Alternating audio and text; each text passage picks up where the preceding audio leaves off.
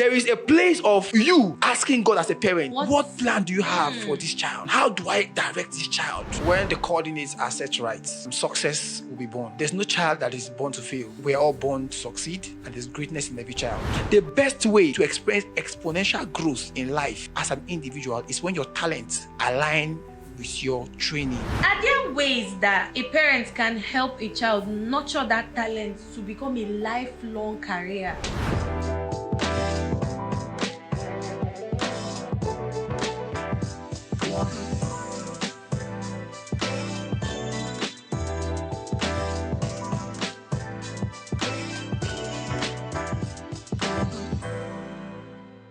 Jeremiah chapter 1 verse 5. Before I formed thee, I knew thee, and before thou was born, I ordained thee a prophet amongst the nation. Every child is born with a gift, but how do we nurture these gifts to full potential? Welcome to Wisdom Edge, where we press in to access profound wisdom for profitable living. My name is Awuse Christine, and in the studio today is Dr. Raymond. And Dr. Raymond is a child expert and one of our big teachers in the children's church. So ladies and gentlemen, join me, make welcome Dr. Raymond. Welcome to the program today. How to nurture your child's talents and skill for success. When we talk about potential, when we talk about talent, when we talk about skills, what are we really referring to? Are there some signs that parents should look out for, like to recognize in a child?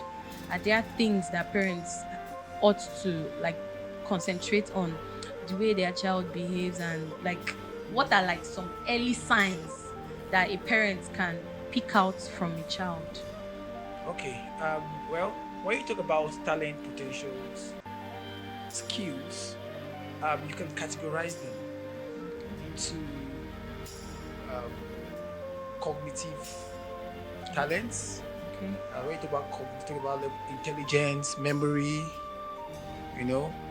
learning, that is cognitive. There are social talents, emotional talents.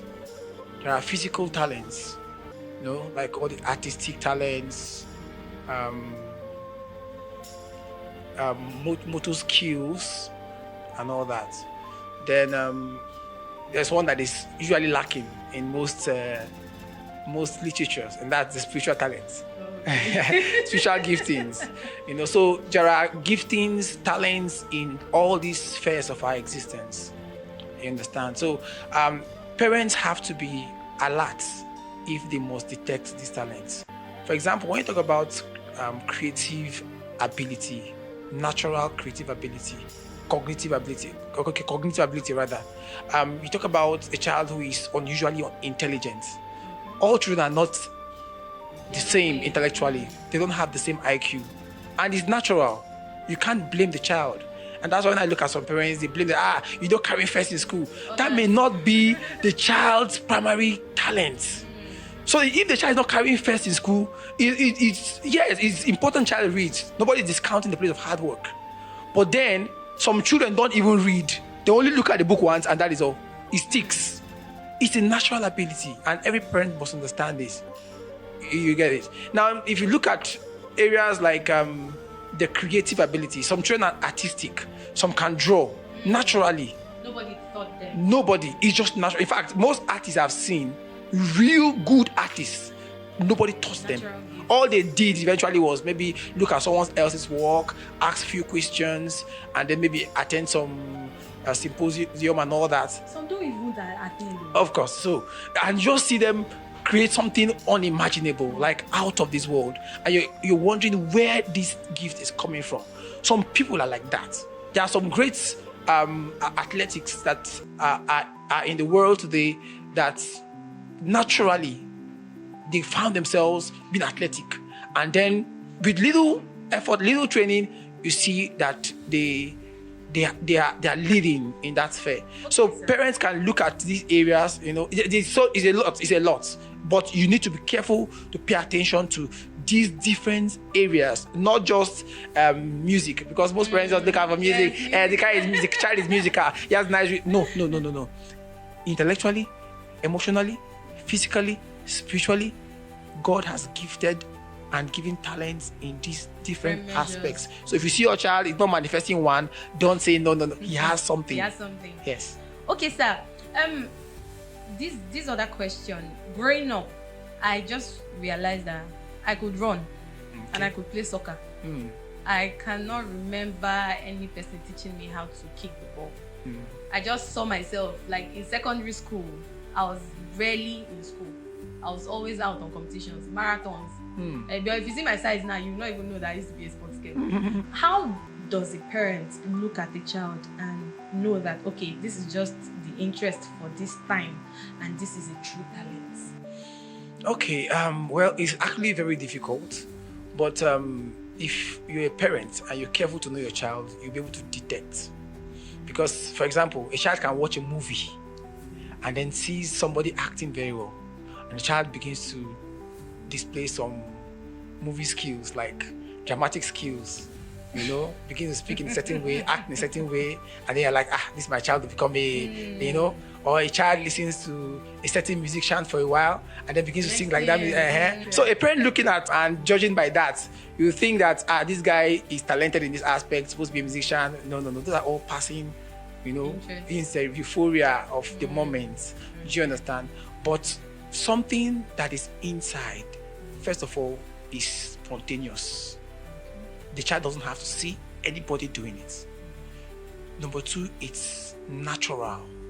Child doesn't struggle doing it. Most times, child doesn't have any prior knowledge or learning in that direction. Three, it's lasting. It's lasting, yes.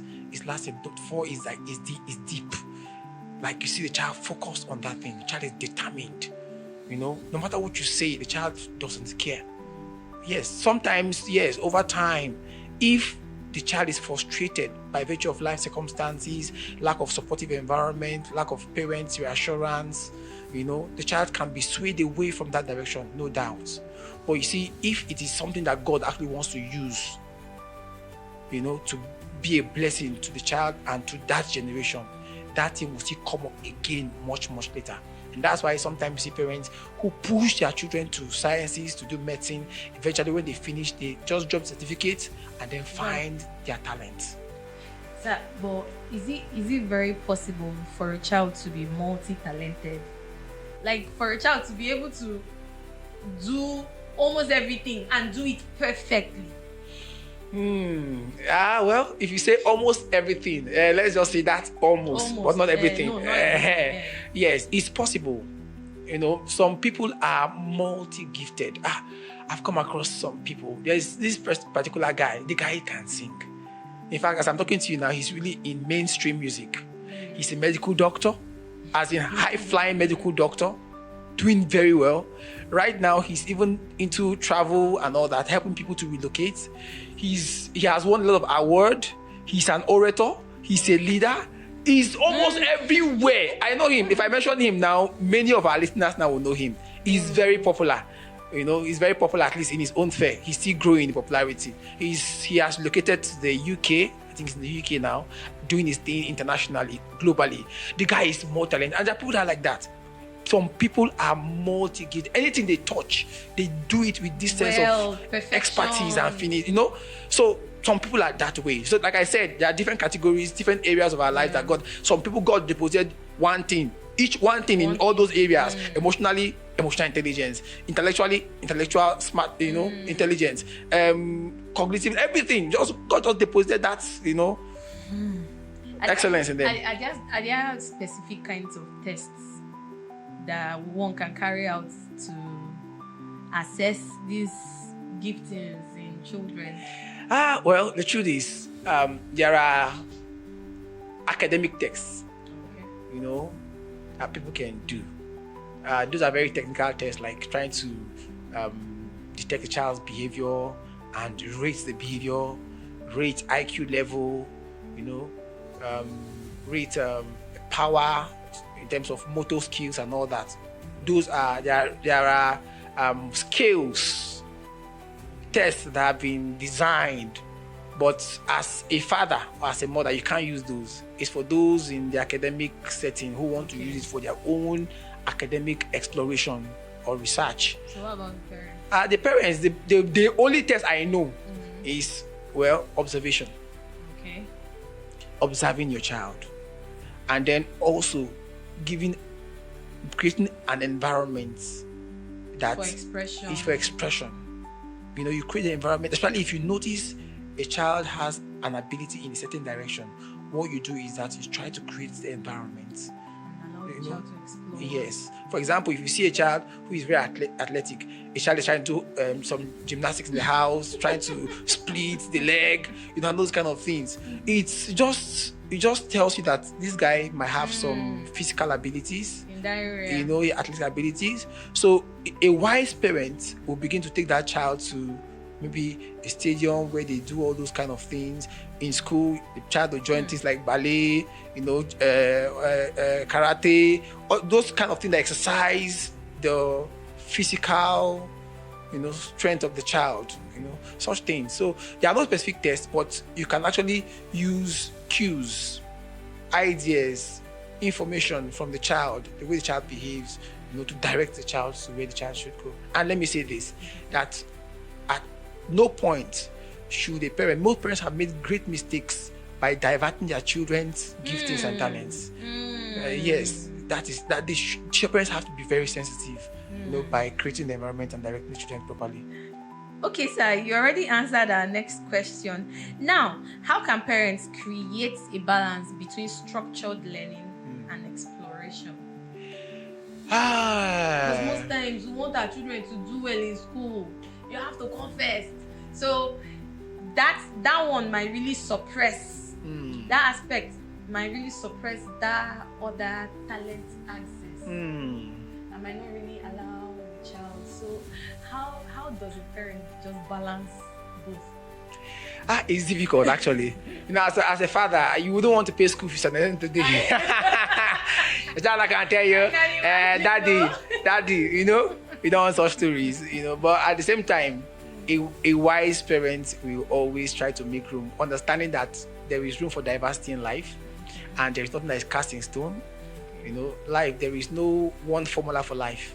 That's the truth. So, by all means, you must do well to create balance.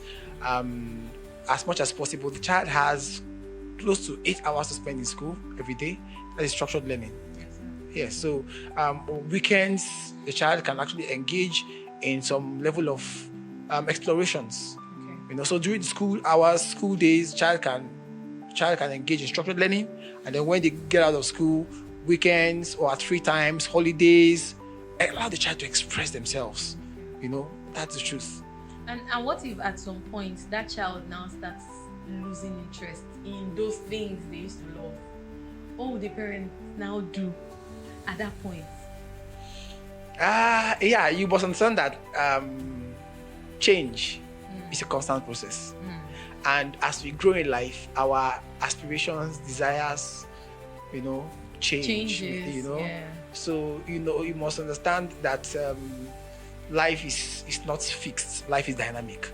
So when the child begins to grow, begins to get exposed, and then, you know, begins to change or lose certain interest, know that growth is taking place.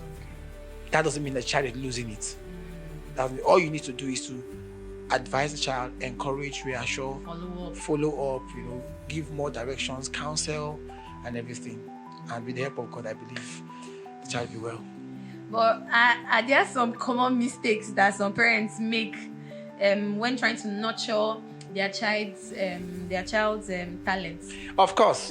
When a father said, I failed to be a doctor, and my child must be a doctor. It happened to me. Hey, you want to superimpose your own failure on your child's destiny. It happened to me. It happened to me. Like I said, there is no specific formula to life, and the truth is, when the coordinates are set right, success will be born. There's no child that is born to fail. We're all born to succeed, and there's greatness in every child. And I believe that no matter the field you find yourself, there are people that are doing very well in those areas. Yes. And you see, with good mentorship, training, mentorship, everybody will turn out well, so long as they stay focused. So parents, don't say there is success in this career and there's no success in the other career. Yeah. That's the truth. There is no. In fact, they puzzle that I'm a doctor, okay, a trained doctor, like I'm a dentist actually, So I went to medical school, and I work in a hospital, and I mingle with my other colleagues, and I can tell you for free that in terms of financial strength, doctors are one of the weakest. Very true. And that's the truth. It's not supposed to But every parent want their children to be doctors.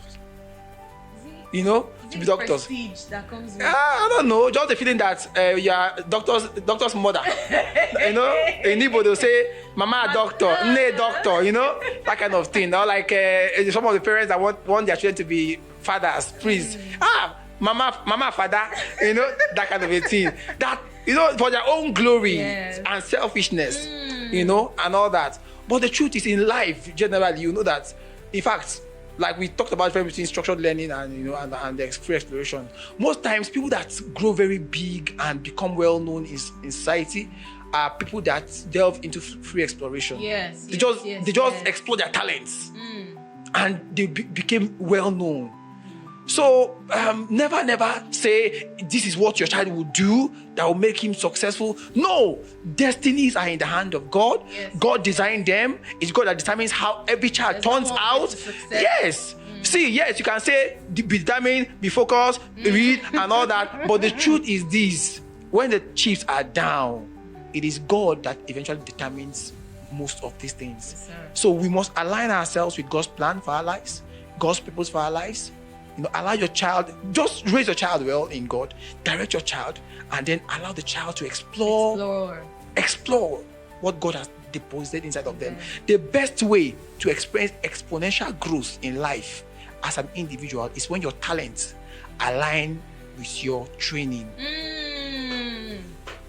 When your talents align with your training, oh my God, nobody can match you. Nobody can stop you. Nobody. Like I said, back then in school, there are people that, you'll be wondering, you will never see them reading. But they are the best. One day I told my friend, "Don't kill yourself. That guy will see. You can't do anything about it. The guy is something else." Photographic memories, like they just flip through the books and it sticks. That is just it. That is his area. It's a gift, talent, natural, And so such a person becomes an academic giant, you'll be surprised. You understand? Yeah. That's the way it is. So parents should allow their children, direct them in God. Just do your own basic thing, train them well. As a matter of fact, there's an area of, what about the spiritual aspect of parenting. People don't understand because people only care about children going to school and all that. There is a place of you asking God as a parent, what plan do you have for this child? What direction? How do I direct this child properly? God can show you if you're interested. Yes. Because all God is you asking him. Say, ask. He will show you great and mighty things. So you can ask. God can. If you are puzzled, some children are kind of, they are puzzling. You look at them and you're like, can anything come out of, Nazareth?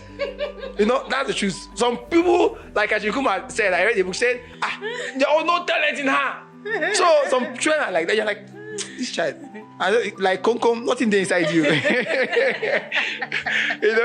But the truth is, every child has something.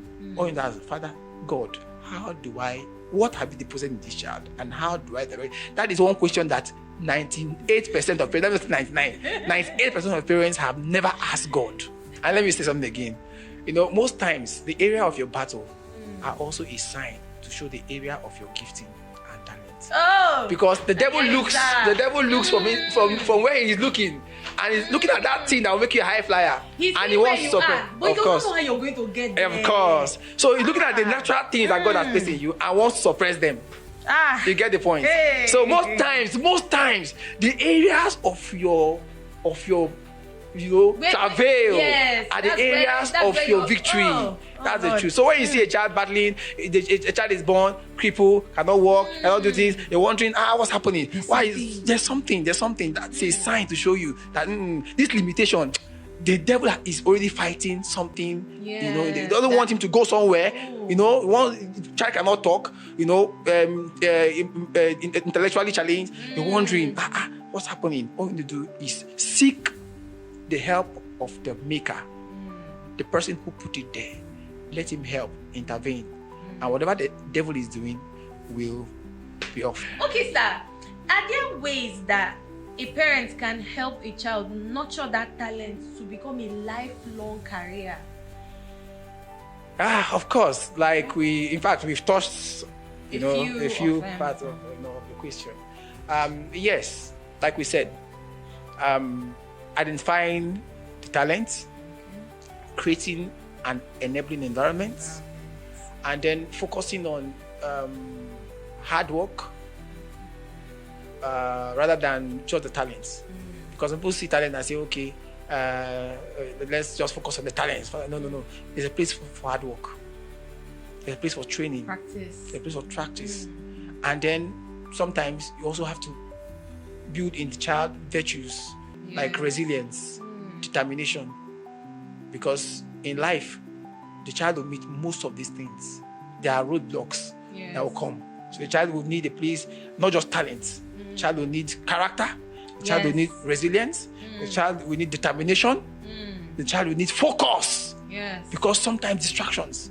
And again, there's an aspect. Some children are more talented and they're confused.